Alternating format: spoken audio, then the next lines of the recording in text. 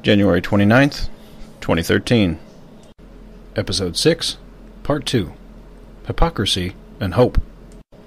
Welcome. Hopefully welcome back. If you're fed up with liberals, corruption, dirty politicians, bankers, Ponzi schemes, and Big Brother invading your privacy, well, you're always welcome here. Make sure to drop by our website at mad-yet.blogspot.com. There you'll find simple and easy links to our Facebook, Twitter, YouTube, and our podcast. Now, let's see what I have to say in my new article. Mental health, specifically drugs administered to patients diagnosed with mental health problems, hasn't been accepted or involved in any discussions with liberals that I know of. This is because they know the real problem behind these mass shootings we continue to see are the drugs. SSRI drugs are so widely distributed throughout our society, they are readily available to almost anyone. Some of the side effects and the adverse reactions are the following. Now understand, what I'm about to list are external things that you can notice in anyone using these types of drugs. Apathy, lack of purpose or caring, leading to further depression. Fatigue, this can lead to poor decision-making ability, depression, and other neurological disorders. Insomnia, increased risk of anxiety disorder and other problems up to and including schizophrenia.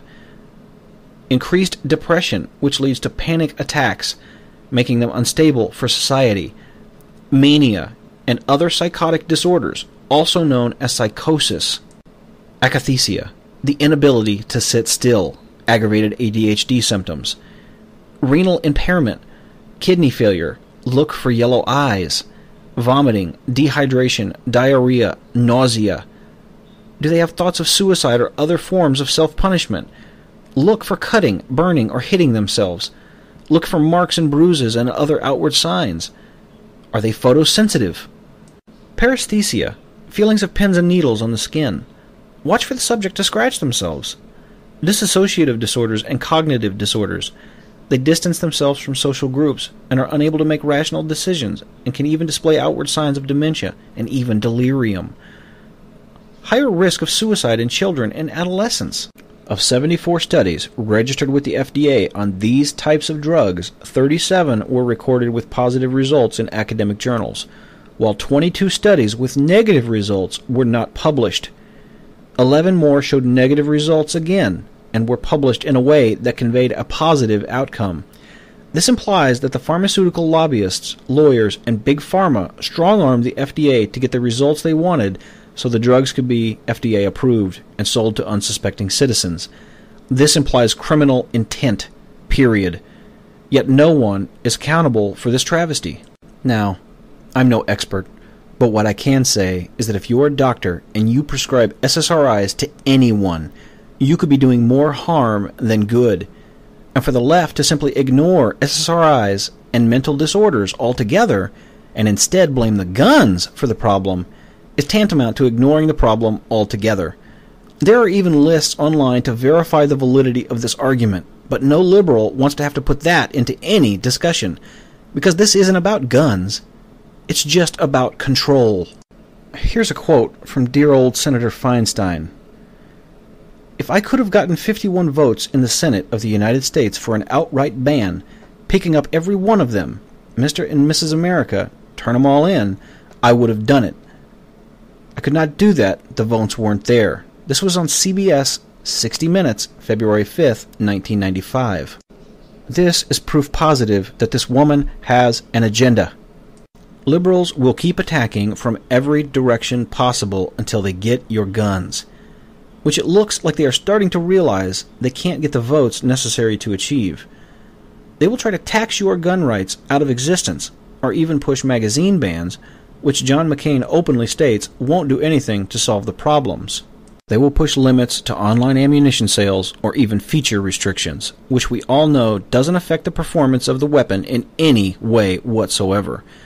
A firearm's effectiveness is based on ballistics, not external ergonomic features. Using their logic, a Corvette with a 4-cylinder would be just as fast as one with an 8-cylinder. We all know that this is a thought that would make Dale Earnhardt turn in his grave. Even their gun buyback programs aren't working, as they have recently run out of money in some areas. There are so many guns in America, they simply can't get them all, even if they tried. In many cases, these gun buyback programs are ineffective anyways because people simply get rid of old and inoperable weapons and take the money to go buy new, more advanced firearms. Gun control doesn't work. All it does is create black markets and send overt demand to covert markets. Senator Feinstein's bill would also enact a $200 tax on all grandfathered firearms. How is that fair? Those firearm owners already own that object. They already paid a tax at the time of its purchase. This is double dipping by the government. It is outright extortion from honest, law-abiding gun owners. Feinstein's bill would furthermore prohibit the transfer of firearms and force all grandfathered weapons to be forfeited to the government upon the death of the owner. Let me be clear. This is gun confiscation from future generations. Period. When do we start asking the hard questions? Ken Huber of Tawas City recently wrote an article called What Has America Become? This article asks some hammering questions that need to be answered, and quickly. His questions hit at the heart of the matter, and you will never get an answer from a politician on anything like this, because they might alienate some of their voters. This make everyone happy attitude is driving some serious wedges into every segment of American society today. The following are his words. Has America become the land of the special interest and the home of the double standard? Let's see. If we lie to the Congress, it's a felony. And if the Congress lies to us, it's just politics.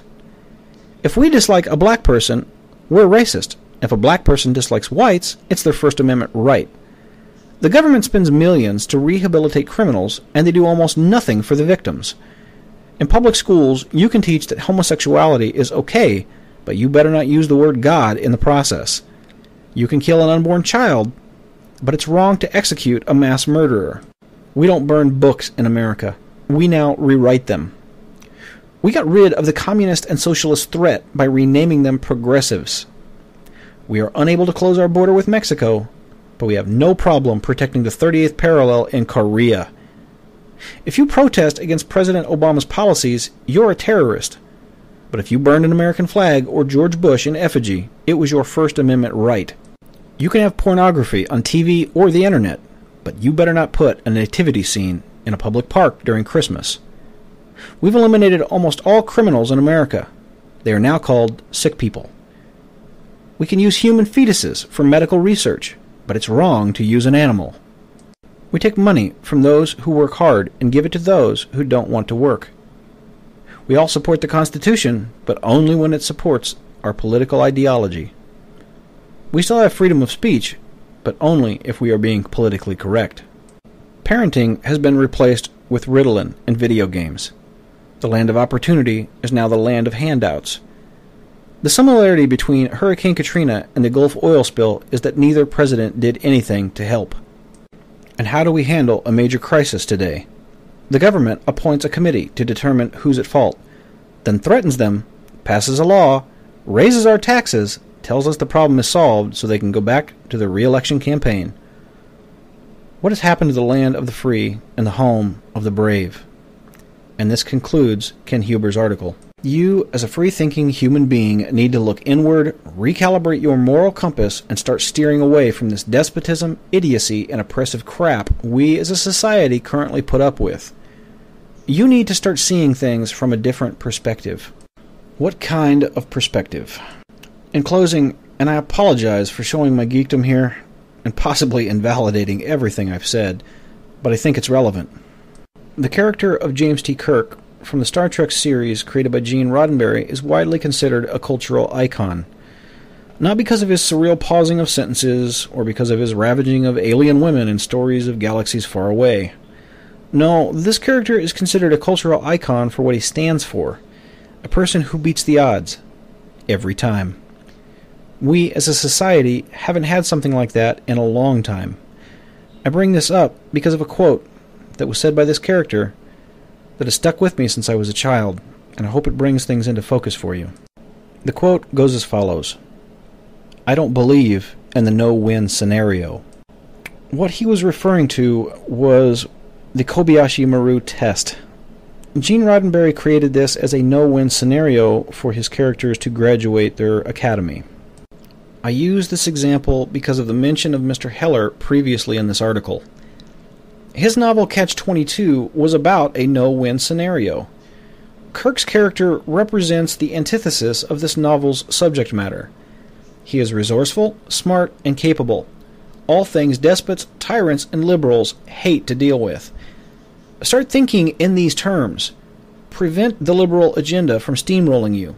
Start finding a way to make the system listen to you. Too many people have just given up. They just go along to get along because they feel they have no voice. This simple quote might be the one that drives someone's perception of reality away from feeling helpless. Thanks for listening. Keep checking in, and keep sharing my material if you agree with me.